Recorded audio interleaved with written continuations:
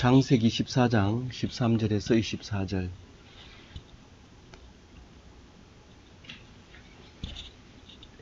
도망한 자가 와서 히브리 사람 아브라함에게 알리니 그때에 아브라함이 아모리 족속 마므레의 상수리 숲을 근처에 거주하였더라. 마므레는 에스골의 형제요 또 아넬의 형제라. 이들은 아브라함과 동맹한 사람이더라. 오늘 말씀은 아주 우리에게 참 읽고 또 읽어야 되는 말씀입니다. 우선 세 가지로 제가 말씀을 정리를 했는데요. 우리가 아무리 이 죄를 짓고 나쁜 짓을 해도 내가 원하지 않는 것과 상관없이 나를 위해서 준비하고 계셨고 나의 어려움을 구해 주려고 준비하고 계신다 하는 그 구세주관, 그것이 오늘 말씀 속에 나와 있고, 한 가지는 늘 우리가 헷갈리면서 늘 살면서 헷갈리는 부분 11조에 대해서 이야기를 묵상할 수 있게 되어 있고요. 하나는 소득을 어떻게 분배하는가, 그러니까 돈을 벌었는데 어떻게 쓸 것인가, 어떻게 벌 것인가, 그거에 대해서 오늘 이야기하고 있습니다. 우선 13절을 보면 도망한 자가 와서 이럴 때 이 도망한 자는 지금 조카 롯이 살고 있는 소돔 땅이, 소돔과 고모라 왕이 지금 그 메소포타미아에서 온 엘람 사람들에 의해서 쫓겨가지고 역청구덩이에 빠져가지고 겨우겨우 살아있는 상태인데, 그 재물과 여자와 젊은 사람들은 다 포로로 끌려서 이제 가고 있습니다. 메소포타미아로 끌려가려면 북쪽으로 쭉 계속 올라가서 단을 지나서 다마스커스를 지나서 하란을 올라갔다 다시 그 메대 쪽으로, 유브라데 쪽으로 이제 내려가야 되는데, 그 사람들이 그렇게 멀리서 내려와서 이제 조공을 안 바친다고 와가지고 그냥 다 혼내주고, 그리고 이제 포로로 돼서 전리품을 챙겨가지고 가고 있는 그 사이에 그 조카 롯도 끌려가고 있었는데, 조카 롯이 아마 아브라함, 네가 만약에 도망이 성공하거든 아브라함에게 꼭 알려라 라고 얘기를 했던 것 같아요. 그래서 이 도망한 자가 와서 히브리 사람 아브라함에게 알리니, 뭐 히브리라는 단어도 처음 나오지만 히브리라는 것은 강 건너 온 사람 아브라함에게 알려라, 그렇게 얘기합니다. 이 강 건너 온다는 것은 유브라데 강을 건너 왔다는 거죠. 아버지 데라에서부터 데라의 식구가 하란까지 왔다가, 그 하란에서는 아브라함과 롯과 마누라 사라 이 세 사람만 이제 내려오는데, 여기서는 가나안 땅에서는 히브리 사람 이름 아브라함을 지칭하고 있는 겁니다. 그런데 그 나중에도 이제 히브리인이라고 하죠. 지금도 히브리인이라고 신약에 나와 있는데, 그때는 혈통적인 이스라엘을 말할 때 히브리인 이렇게 얘기를 하는 거죠. 이스라엘과 히브리인은 다르지만은 그래도 더 넓은 의미에서 히브리인으로 부르고 있는데, 이제 그때 아브라함이 아모리 족속 마므레 상수리 숲을 근처에 거하였더라. 이 마므레 상수리 숲에 거할 때는 헤브론이라고 얘기합니다. 이 지금 헤브론에 있어요. 헤브론인데, 마므레는 헤브론에서 북쪽으로 3km 정도 떨어져 있는 곳이 마므레인데, 헤브론은 사람이 많이 사는 데고, 마므레는 그만큼 북쪽으로 3km 떨어졌으니까 거기에 상수리나무, 그러니까 도토리나무, 꿀밤나무, 뭐 굴참나무, 뭐 이런 이름으로 떡갈나무 이렇게 부르는 건데, 조금 모양이 다르지만 어쨌든 그 상수리 나무인데, 이때는 이쪽 지역의 그 상수리 나무를 굉장히 상스럽게 여겼어요. 아주 귀하게 성스럽게 뭐 그렇게 여겼던 때라서 상수리 나무가 굉장히 많이 나옵니다. 그런데 그 마므레 상수리 숲을 근처에 살았는데, 마므레는 땅 이름이기도 하지만은 그 형제들이 있었어요. 사람 이름이라서 사람 이름 삼형제 이름이 한번 읽어볼까요? 마므레, 에스골, 아넬 이 세 사람이 그 지역의 부근에 살고 있었어요. 그런데 이 아브라함이 거기에 살게 되었었는데 살면서 아브라함이 착한 사람이라서 그 삼형제가 받아들이면서 우리는 동맹을 맺자. 누군가가 어려움을 당하면 도와주자. 그렇게 했던 사람들이었습니다. 그래서 이제 그 소식을 듣고 14절에 아브라함이 그 조카가 사로잡혔음을 듣고 집에서 길리고 훈련된 318명을 거느리고 단까지 쫓아가서 이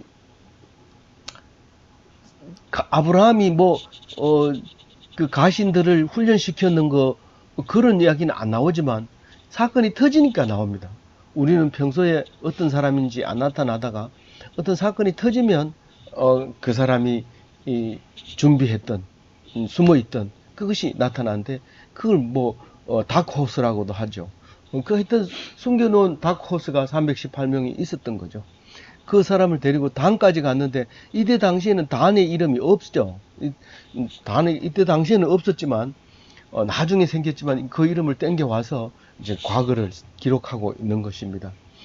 성경을 읽을 때 늘 그렇게 읽지 않으면 또 그렇게 읽혀지는데도 불구하고 그것을 잘 이해할 때는 또 이해를 잘 못합니다.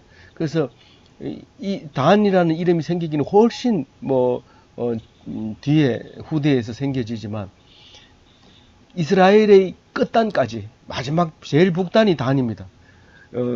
그리고 남쪽이 브엘세바고 그런데 거기 국경을 지나서 국경은 없었지만 하여튼 국경을 지나서 계속 올라가게 됐어요. 근데 거기까지는 한꺼번에 갑니다. 떼거리로 딱 가가지고 15절에 보면 그와 그의 가신들이 나뉘어 밤에 그를 쳐부수고 다메섹 왼편 호바까지 쫓아가서 거기서 다메섹까지는 거리가 멉니다. 그런데 거기서 다메섹까지 갈 때는 이제 나누어 갑니다. 1차 대 가가지고 만약에 실패하거나 이러면 다시 연락이 오고 다른 방향으로 또 공격을 하고 이렇게 해서 쉴 새 없이 움직이면서 다마스커스죠. 다마스커스는 지금 변함없는 그 지역이기 때문에 그게 기준이 될 수 있습니다. 그런데 다마스커스 왼편 호바까지 이렇게 얘기합니다. 호바는 다마스커스 북쪽 3km에 있는 동네인데 물론 지금은 다 이제 흔적만 있는 거죠. 그런데 왼편 이러면은 북쪽이 됩니다. 방향을 동쪽으로 보고 있기 때문에 왼편은 북쪽이 됩니다. 그래서 왜 동쪽을 봐야 됩니까? 사실은 메소포타미아는 이 팔레스타인하고 비교했을 때 완전히 동쪽이지만 가는 길은 북쪽으로 올라갔다가 다시 남쪽으로 내려오는 이런 반달 형식으로의 길을 만들어 놨기 때문에 그런 것 뿐이지 사실은 그 왼편이라고 말하는 게 그게 북쪽이다 그 얘기를 하고 있는 거죠. 그리고 16절에 이제 모든 것을 빼앗아 옵니다. 어떻게 이겼는지 그 얘기는 안 합니다. 성경은 필요한 것만 얘기합니다. 세상에 있는 모든 이야기를 적는 게 아니라 이스라엘 백성, 예수님의 조상을 어떻게 조상이 예수님을 낳게 됐는가를 위해서 쓰고 있기 때문에 다른 것은 전부 엑스트라고 그 예수님을 설명하는 것만 남아 있습니다. 그래서 다 쓸 필요는 없어요. 근데 어떻게 이겼는지는 말하지 않습니다. 다만 조카 롯을 구해왔다. 그리고 조카만 구해온 게 아니라 조카가 가지고 있던 그 재물도 전부 다 챙겨왔고 그리고 여자들과 친척들도 다 찾아왔더라. 이제 그런 말을 하게 됩니다. 17절에 보면은 아브라함이 그돌라오멜과 그와 함께한 왕들을 쳐부수고 돌아올 때에 소돔 왕이 샤웨 골짜기 곧 왕의 골짜기로 나와 그를 영접하였고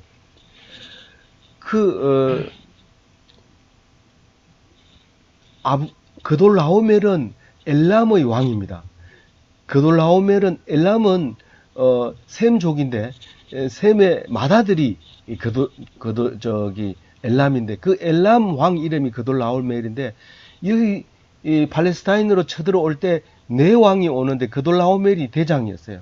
엘람 왕이 대장이었고 나머지 세 왕을 데리고 와서 여기 다섯 왕을 쳐부수는데 소돔과 고모라 그 밖에 세 왕들을 합해서 그걸 못 쳐부수고 이제 포로로 끌고 가는데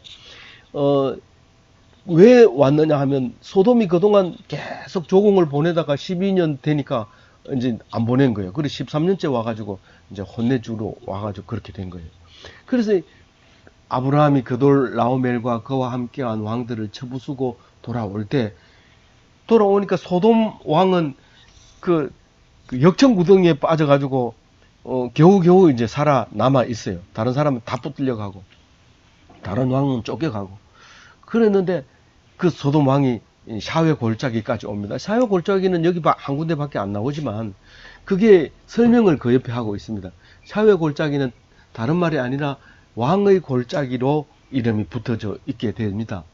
그래서 거기까지 나와서 그를 영접합니다. 아브라함을 영접하는데 그 왕의 골짜기는 샤웨 골짜기로 이름이 오지 않고 나중에 압살롬이 그러니까 한 거의 900년 가까이 지난 900년까지는 안 가지만 한 그 정도의 시간이 흐른 다음에 이제 압살롬이 아버지 다윗을 반역을 하고 몇 년인지 기간은 안 나오지만 꽤 오래 살았던 것 같아요. 아버지는 죽이지 못하고 실패하고 자기가 왕을 하고 있을 때 아버지는 그 길르앗 쪽으로 가서 이제 지금 살고 있죠. 저 부하들을 데리고. 그런데 압살롬이 왕을 하고 있을 때 이 제일 걱정되는 게 이름 남기는 거예요. 이름 남기래. 우리가 무슨 일을 하려고 하면 자꾸 내가 죽으면 기억이나 할까? 그래서 책도 쓰고 만들고 읽든지 안 읽든지 막 보여주고 계속 그렇게 존재감을 나타내고 싶어 하게 만들어져 있습니다. 내가 죽으면 끝인가? 뭐 죽으면 끝이겠지. 뭐 이렇게 자꾸 여러 번 생각을 하게 되는데 압살롬도 왕이 되자마자 그게 걱정이 됐어요. 나는 아들이 없기 때문에 이름을 전해줄 사람이 없다. 아들이 있어야 그 아들이 우리 할아버지가 어땠고 정조 할아버지가 어땠고 이름을 족보에 남길 텐데 아들이 없어서 바로 비석을 세우는데 그게 왕의 골짜기에 세웠다는 얘기가 사무엘하 18장 18절에 나와 있어요. 그 골짜기가 이 골짜기다라고 얘기하면서 그 사회 골짜기까지 그 소돔 왕이 왔습니다. 그 우리는 성경을 읽을 때 앞뒤를 계속 연결해 가면서 읽어야 되는데 그럼 처음 읽는 사람도 은혜가 되지만 나중에 읽는 사람도 은혜가 되고 아무리 여러 번 읽어도 그게 연결이 되는 이유가 바로 그렇게 연결이 되기 때문에 읽혀지는 거죠. 그래서 이 성경은 읽으면 읽을수록 신기한 책이라는 것을 알 수 있게 됩니다. 수천 년 동안요. 뭐 이 성경을 따라갈 베스트셀러는 영원히 없을 겁니다. 그래서 그 왕의 골짜기에는 그 자손이 없는 사람들의 모습이 이렇게 보여지고 쓸쓸한 왕의 모습을 볼 수 있는 골짜기가 샤웨 골짜기입니다. 18절에 살렘 왕 멜기세덱이 떡과 포도주를 가지고 나왔으니 그는 지극히 높으신 하나님의 제사장이었더라. 이게 창세기 때 누군가가 창세하는 걸 보면서 리얼타임으로 그냥 막 기록해가지고 우리 손에 온 게 아니죠. 이거는 바벨론 포로에 끌려갔다가 돌아와서 우리의 조상이 뭐냐? 우리의 정체가 뭐냐? 우리는 종이 되면 안 되느냐? 왜 끌려갔느냐? 그걸 깊이 생각하다가 여기까지 온 거예요. 창세기까지 온 거예요. 그래서 창세기를 기록하면서 그렇게 하면서 예수님은 전혀 생각을 못했죠. 그러나 예수님을 기록하고 있는 겁니다. 예수님이 오신다는 것을 생각은 했지만 그게 예수님이라는 걸 알고 쓰는 건 아니죠. 근데 그 소돔 왕만 오는 게 아니라 살렘 왕까지 왔다. 이 살렘이 나중에 이제 예루살렘이 되죠. 예루살렘 왕 위치도 거기 위치가 됩니다. 그래서 예루살렘 왕 멜기세덱이 나타났는데 이 왕이면서 제사장입니다. 이 멜기세덱은. 그래서 우리는 예수님을 왕 같은 제사장이다. 그렇게 이야기를 하죠. 그러면서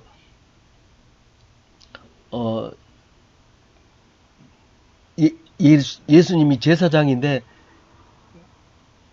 레위 반열의 제사장이 아니라 하나님의 제사장, 원래 오리지널 제사장 멜기세덱의 반열로 왔다 하고 히브리서에 기록을 하는 것을 우리가 볼 수 있습니다. 그래서 멜기세덱이 예루살렘 왕이 떡과 포도주를 가지고 나왔어요. 떡과 포도주가 뭘까요? 예수님에게는 떡과 포도주가 아주 중요하죠. 이것은 일용할 양식을 말하는 것이고 우리에게 꼭 필요한 것을 말하고 있습니다. 우리는 살고 죽는 것에 문제가 있다. 그 얘기를 하는 메시지일 수도 있습니다. 그렇게 나와서 고생하고 있는데 이 소돔은 아무도 안 들고 왔죠. 그냥 뭐 이걸 기록을 보자면 그런 겁니다. 그래서 성경을 볼 때 그런 것까지도 보여야 되는 거죠. 그래서 제사장이면서 왕이 멜기세덱이 왔습니다. 그래서 19절에 보면 읽어봅니다. 그가 아브라함에게 축복하여 이르되 천지의 주제시여 지극히 크신 하나님이여 아브라함에게 복을 주옵소서. 여기는 개혁 개정하면서 좀 손을 덜 대는 건데 주제시여 이런 말은 사실은 고쳐주면 좋아요. 개혁 개정을 바꾸면서 좋은데 그건 그냥 뒀는데 옛날 쓰는 말이죠. 그 주제는 최고 높은 사람을 말하고 있는 건데 주인 주자 제상 제자인데 옛날에는 제상들 그러니까 나라를 다스리는 이런 관원들이 많았는데 그 중에서 제일 높은 사람을 주제라고 하는데 그걸 임금을 말하고 있는 거죠. 임금 주자죠. 그래서 뭐 천지의 주제라 하면 창조의 하나님 이렇게 번역을 해도 무난한 건데 창조의 하나님이시여 이렇게 기도하면서 지극히 높으신 하나님이여 라고 지극히 높으신 하나님을 한자로 주제라고 말하는 단어 같은 거 비슷한 걸 쓴다면 지존하신 하나님 이렇게 써야 됩니다. 지존이라는 거는 스스로 존재한 지극히 높은 존경스러운 뭐 이런 의미를 가지고 있기 때문에 그래서 그분에게 하나님의 제사장이기 때문에 하나님에게 기도를 하는데 아브라함에게 복을 주옵소서 그렇게 합니다. 하나님은 아브라함에게 네가 복이다 라고 얘기를 합니다. 전에 번역에는 네가 복의 통로다. 네가 근본이 된다. 네가 복의 근원이 될 것이다. 이렇게 말을 했지만은 개정에서 네가 복이 된다. 이렇게 얘기를 합니다. 근데 이 복덩어리에게 복에게 복을 축복을 해줍니다. 그러니까 하나님이 복이라고 했는데 사람이 그 복을 입으로 통해서 소리로 들리게 말해주고 있습니다. 그게 이게 이제 실현됐다고 말할 수 있는 거죠. 그런데 실현됐다고 말하기 이전에 복인 사람에게 복을 한다는 것은 아브라함보다가 제사장이 높다는 거예요? 안 높다는 거예요? 높다는 거예요. 축복한다는 것은 높다. 이게 지금 히브리서에서 높고 낮은 거에 대해 얘기할 때 얘기합니다. 제사장이 당연히 축복했기 때문에 제사장이 더 높다. 그 얘기를 하면서 그 아브라함의 후손으로 예수님이 오셨지만 그러나 아브라함보다 더 높은 분이다 라고 얘기를 할 때 논리적으로 그렇게 말을 하고 있는 거죠. 그러면서 이제 20절에 너희 대적을 네 손에 붙이신 지극히 높으신 하나님을 찬송할지로다. 그러니까 하나님이 너를 이기게 했다. 그런데 그 하나님을 찬송할지로다. 우리는 이 말을 누구든지 할 수 있을 것 같아요. 그런데 누구나 못합니다. 누가 큰 성공을 했습니다. 그 앞에 가서 당신을 성공시킨 당신의 하나님을 찬송합니다. 이 성경은 성경 곳곳마다 있어요. 다윗도 내가 잘하고 있는지 못하고 있는지 늘 고민스럽습니다. 그래서 늘 기도하면서 내가 잘하고 있습니까? 이런데 못하고 있는 것 같았는데 이겨버리는 거예요. 싸움에서. 이기니까 하나님이 나를 옳다고 인정하시고 이렇게 얘기합니다. 자기가 전쟁에서 이기면 그것을 하나님이 자기를 옳다고 말하고 있는 것처럼 들려지는 거예요. 그런데 지면은 네가 내 말을 안 들었다 이렇게 들리는 거예요. 그래서 기도할 때 다윗의 기도 속에는 그게 나오는데, 여기서 하나님의 손에 붙이신 하나님을 찬송할지어다 이렇게 얘기하는데, 그 하나님이 제사장이 멜기세덱이다, 그걸 그렇게 읽습니다. 그런데 찬송이 떨어지자마자 아브라함이 10분의 1, 11조를 바칩니다. 그래서 20절을 읽으면 11조가 뭐냐? 찬송을 하는 것이다. 내가 찬송하는 게 11조 바치는 거냐? 제사장이 찬송하는 게 11조 바치는 거냐? 나는 이미 예수님 시대에 왔기 때문에 내가 제사장이고 내가 아브라함이죠. 그래서 내가 찬송하면 바로 11조를 드리는 겁니다. 찬송 없이 11조를 드렸어도 안 되고요. 찬송 드리고 11조를 안 드려도 안 됩니다. 찬송이 11조가 되는 겁니다. 세금 떼고 10분의 1을 드려야 되냐, 세금을 넣고 해야 되냐, 짜장면 얻어먹은 것도 계산해야 되냐, 그런 얘기가 아닙니다. 우리는 10분의 1을 수입의 10분의 1을 드려야 된다, 거기에 집중하고 있는데, 하나님께 찬송하고 기뻐하고 하나님이 내게 주신 거라고 생각하는 거라면 그건 10분의 1을 하나님께 드려야 돼요. 그게 찬송하는 거지. 입만 가지고 하고 마음은 딴 데 있고 이 돈 빼가지고 저기다 넣고 저 돈 빼서 여기다 넣고 그러면서 입으로는 찬송하면 11조를 드릴 가치가 없고 드려도 소용이 없다는 얘기를 오늘 20절에서 묵상할 수 있게 됩니다. 그러면 21절에 보면 소돔 왕이 아브라함에게 말합니다. 사람은 내게 보내고 물품은 네가 가지라. 소돔 왕 입장에서는 겨우겨우 살아나왔으면 사람도 없고 재물도 없으면 왕도 아닙니다. 이거는 불쌍한 사람입니다.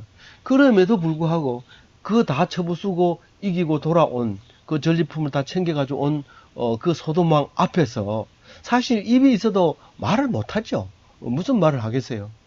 그저 아주 낮은 자세로 그 애들은 좀 돌려보내주면 안 되겠나, 이렇게 그 정도는 할 수 있겠죠. 근데 그렇게 얘기했는지 몰라요. 사람은 내게 보내고 물품은 네가 가지라. 이거를 크게 읽는 사람도 있고 살살 읽는 사람도 있지만 아마 그렇게 기가 죽어서 얘기를 했을 것 같아요. 그런데 아브라함은 그게 반응을 굉장히 크게 반응을 합니다.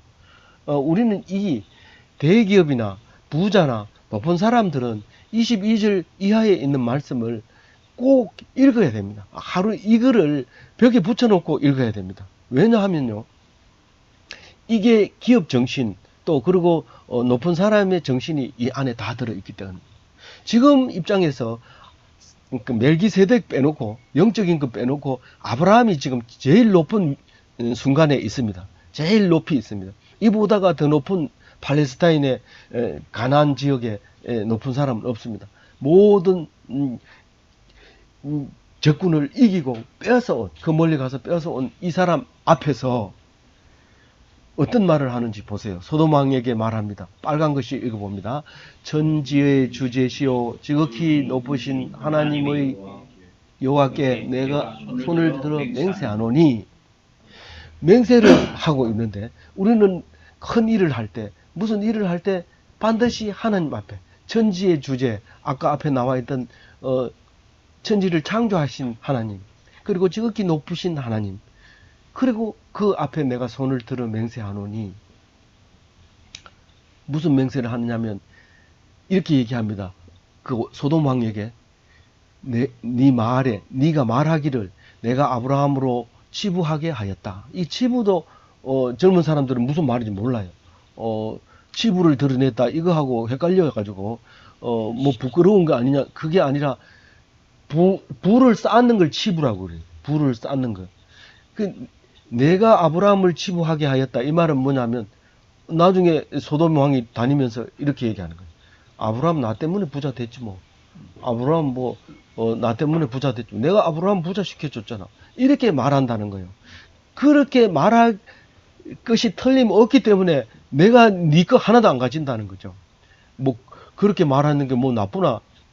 그게 나쁘다는 거예요. 예를 들어서 일본이 우리나라 전쟁했을 때 군수 물자 팔아먹고 부자 됐다, 그런 소리 들을까봐 우리는 그 사람들이 그 소리 들을까 봐라도 될 수 있으면은 지원을 많이 해줘야 되죠. 그런데 여전히 그 소리를 듣게 되죠. 그러니까 어쩔 수 없이 그런 이제 뭐 이거는 제가 기업 얘기를 하고 싶지만 그 얘기는 안 하겠어요. 어떤 큰 기업이 이 부자가 될 때 어려운 억울함을 당하지 않는 데가 없습니다. 그거는 왜냐하면 공동 분배입니다. 사장님이 사원들보다 훨씬 많이 가져가면 사원들을 착취한 겁니다. 그거는 뭐 우리가 가깝기 때문에 그 반대할 사람 없잖아요. 사장이나 우리나 똑같이 일하자. 그리고 사장은 경영하고 우리는 일하고 그래서 1대1로 하자.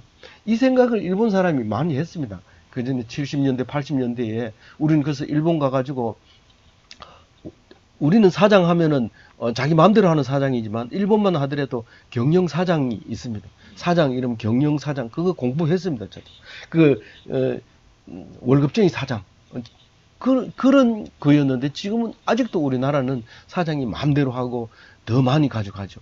그렇게 그 하면 안 된다는 얘기가 23절에 얘기를 하고 있는 겁니다. 딱 나는 먹을 만큼만 가지고 가겠다.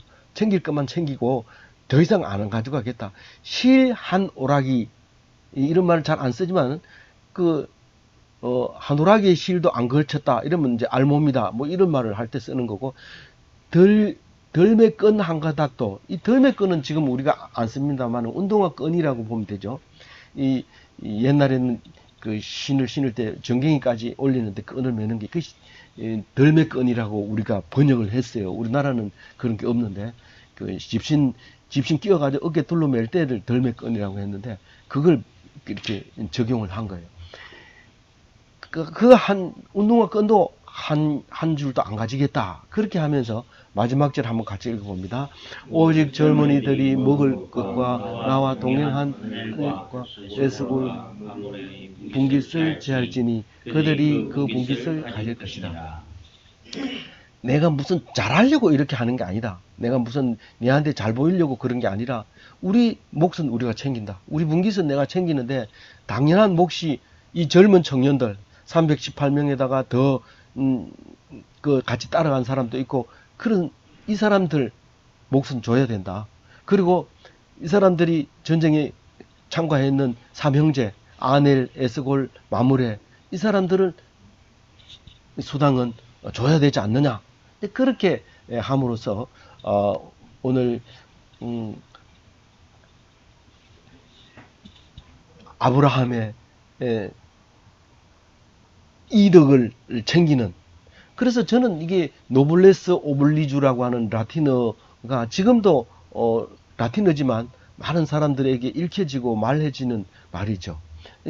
이거는 공동 분배라기보다는 챙겨가지고 나눠주는 걸로 이해가 됩니다. 그러나 사실 챙길 때부터 나누어야 됩니다. 많이 이익을 남겨서는 안 됩니다. 같이 일하고 같이 경영하고 그래서 같이 살아나가야 그게 공동체지. 부도 내뿔고 자기가 챙기고 이렇게 하면 노블레스 오블리주도 아니고 아브라함의 살아가는 정신이 아니죠.